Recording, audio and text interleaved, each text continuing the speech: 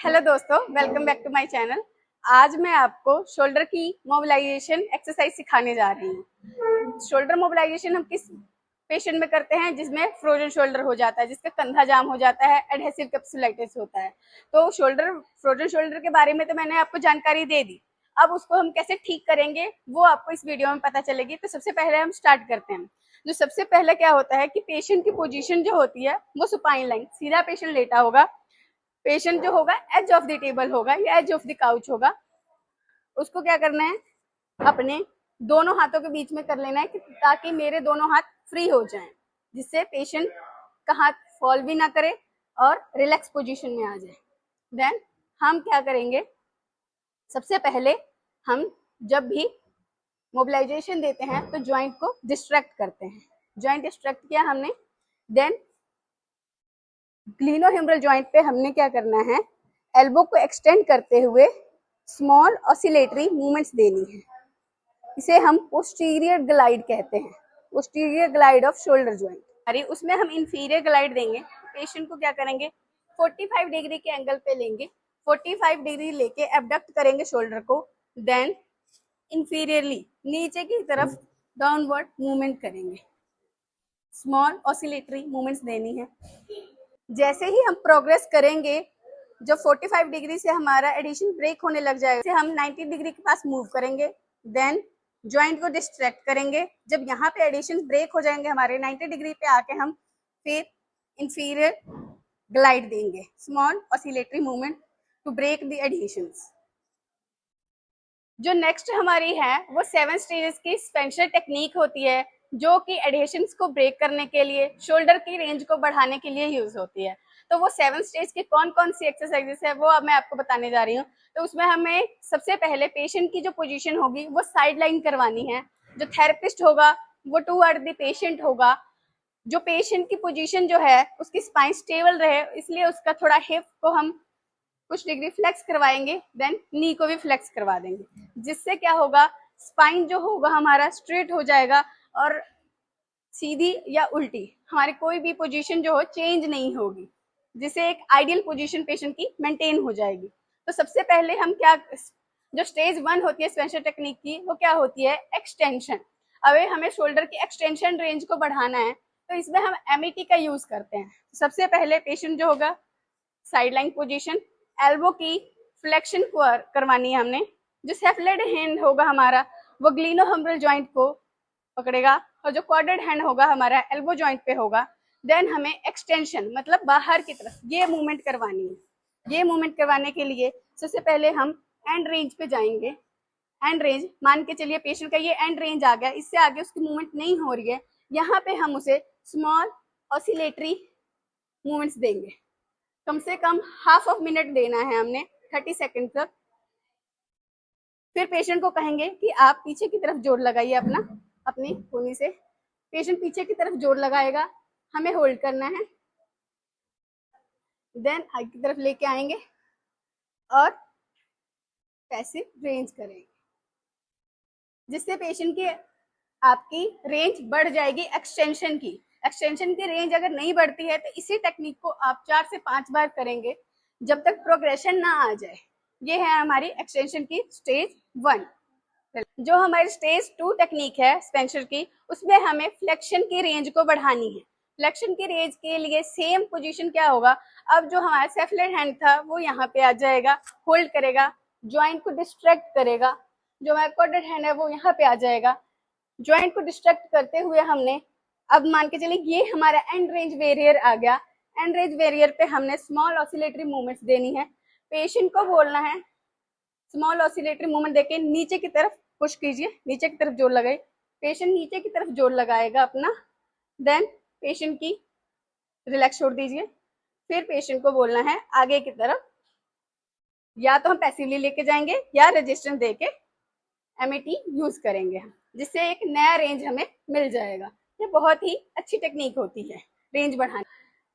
जो हमारी नेक्स्ट है थर्ड स्टेज, उसमें हम सर्कमडक्शन देंगे। सर्कमडक्शन हमारे 3 डायमेंशनल मूवमेंट को बढ़ाने के लिए होगा, तो सर्कमडक्शन विद कंप्रेशन देंगे। जो थर्ड स्टेज है सर्कमडक्शन विद कंप्रेशन, सेम हमारा जो होगा, एल्बो जो होगा वो फ्लेक्शन में होगा, क्वाड्रेंट हैंड हमारा यहाँ पे होगा और सेफलेट हैंड हमारे ग्लिनोह्यूमरल जॉइंट को स्टेबलाइज करेगा। देन ह्यूमरस जो है, शाफ्ट ऑफ द ह्यूमरस को हमें नीचे की तरफ डिप्रेस, डाउनवर्ड कंप्रेस करना है।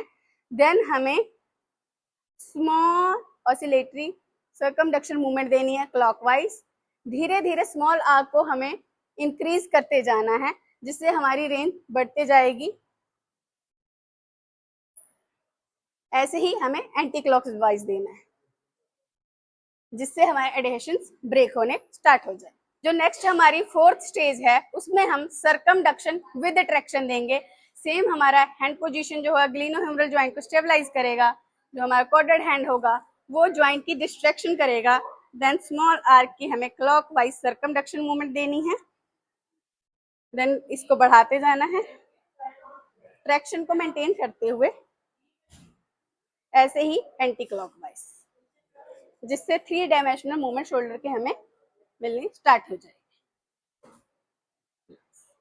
जो फिफ्थ है हमारी, वो 2 स्टेजेस में होती है, फिफ्थ ए और फिफ्थ बी। फिफ्थ ए में क्या करवाना है, हमें पेशेंट की एबडक्शन करवानी है, और फिफ्थ बी में क्या करवाएंगे हम, एडक्शन प्लस एक्सटर्नल रोटेशन। तो सबसे पहले हम स्टार्ट करते हैं एबडक्शन मूवमेंट। फिफ्थ ए, इसमें क्या करना है, पेशेंट साइड लाइन पोजीशन में होगा। सेम उसके जो एल्बो है वो हम इस मूवमेंट में अपने हाथ पे पकड़वाएंगे। क्यों? क्योंकि ज्यादा जो मूवमेंट है वो एक्सटर्नल रोटेशन में ना चली जाए या एडक्शन में ना आ जाए। तो हम इस मूवमेंट को कोई एक्सेसरी मूवमेंट्स ना हो, इसीलिए इस मूवमेंट को ऐसे रोकेंगे, ग्लिनोह्यूमरल जॉइंट को स्टेबलाइज करेंगे, देन एबडक्शन मूवमेंट करवाएंगे। सेम जो पुरानी टेक्निक थी हमारी, हम एंड रेंज वेरियर तक जाएंगे।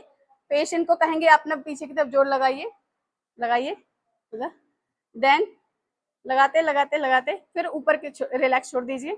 30% हम जब जोर लगाएंगे, फिर पेशेंट को कहेंगे ऊपर की तरफ खींचिए। ऊपर की तरफ खींचेगा पेशेंट, पैसिवली लेके जा सकते हैं या फिर हल्का रेजिस्टेंस पुश करेंगे, अब लेके जाइए ऊपर की तरफ, ये मूवमेंट करवाएंगे। जो नेक्स्ट हमारी फिफ्थ बी स्टेज होगी, उसमें हमें क्या करवाना है, adduction plus external rotation. Same position जो होगी पेशेंट की साइड लाइन, पेशेंट का हैंड जो होगा सेफले हैंड पे होगा। देन उसे सेम हम अपने हाथ को पकड़ने के लिए बोलेंगे। एडक्शन अंदर की तरफ, नीचे की तरफ मूवमेंट करवाएंगे। सेम एंड रेंज बैरियर तक लेके जाएंगे और एक्सटर्नल मूवमेंट होगी। इससे एंड रेंज बैरियर पे पूरा ऑसिलेटरी मूवमेंट्स देंगे हम। फिर पेशेंट को बोलेंगे कि आप ऊपर की तरफ जोर लगाइए, रिलैक्स छोड़ेंगे। फिर पेशेंट को कहेंगे या तो हम पैसिवली लेके जाएंगे सेम, या फिर पेशेंट को बोलेंगे कि आप नीचे की तरफ लेके जाइए, डाउनवर्ड मूवमेंट कीजिए, जोर लगाइए। ठीक है, इससे हमारा adduction plus external rotation movement आ जाएगी। जो हमारी 6 स्टेज होगी, उसमें हमें इंटरनल रोटेशन करवानी है। इंटरनल रोटेशन के लिए सेम पेशेंट की इंटरनल रोटेशन कम होती है। इस शोल्डर मोबिलाइजेशन के लिए सबसे पहले क्या करेंगे, पेशेंट साइड लाइन पोजीशन में होगा, उसका जो पेशेंट का हाथ है वो पीछे वाली पॉकेट में नहीं जा सकता, ये मूवमेंट रिस्ट्रिक्टेड हो जाती है फ्रोजन शोल्डर में। तो ये मूवमेंट करवा के पेशेंट का हाथ पीछे की तरफ रखना है। मान के चलिए पेशेंट का हाथ यहीं पे है, यहीं पे रोक देंगे हम। देन सेम यहाँ से ऑसिलेटरी मूवमेंट्स देंगे। ऑसिलेटरी मूवमेंट्स देते हुए एंड रेंज बैरियर पे आ जाएंगे। एंड रेंज बैरियर पे आके पेशेंट को बोलेंगे कि सेम पीछे की तरफ अपना जोर लगाइए, लगाइए। फिर 30% तक पेशेंट को 1 2 जोर लगवाना है, देन रिलैक्स छोड़ देना है, देन एक्सटर्नली रोटेट करेंगे और रेंज। 7 स्टेज है हमारी, उसमें हमें डिस्ट्रैक्शन प्लस एबडक्शन करवाना है। सेम पेशेंट की पोजीशन साइड लाइन होगी। पेशेंट का जो होगा हाथ को हमें अपने कंधे पे रखवाना है। कंधे पे रखवा के पेशेंट की एल्बो जो होगी बिल्कुल स्टेबलाइज हो जाएगी। स्कूप करना, स्कूपिंग मूवमेंट देते हुए जस्ट अराउंड द शोल्डर हमें रखना है, अबव ग्लिनोह्यूमरल जॉइंट के अराउंड। देन ये देते हुए एबडक्ट करवाना है।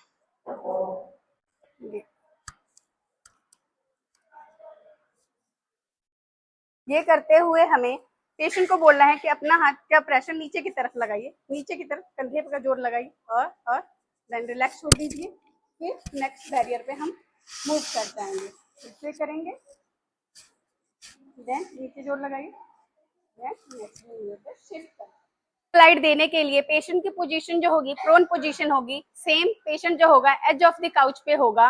पेशेंट का हमें क्या करना है, हैंड को स्टेबलाइज करते हुए एल्बो को हमें सेम एल्बो एक्सटेंडेड पोजीशन में होगा, देन हम स्मॉल ऑसिलेटरी डाउनवर्ड मूवमेंट करेंगे। इसे हम anterior glide off shoulder joint कहते हैं। ये शोल्डर मोबिलाइजेशन की एंटीरियर ग्लाइड होती है। प्रोन पोजीशन में और भी कुछ हमारी टेक्निक्स होती हैं जिसे हम यूज करके शोल्डर के एडहेशंस को ब्रेक कर सकते हैं।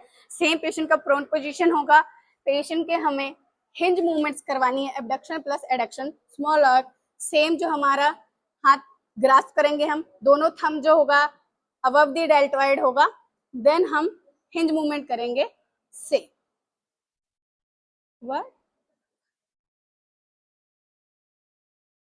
ऐसे ही नेक्स्ट पे मूव करेंगे, उसमें हम ज्वाइंट को डिस्ट्रैक्ट करते हुए क्लॉकवाइज,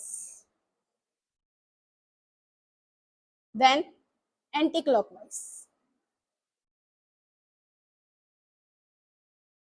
रिलैक्स छोड़ देंगे। सेम थर्ड में हमें फिगर ऑफ 8 बनाना है, ज्वाइंट डिस्ट्रैक्ट करते हुए फिगर ऑफ 8।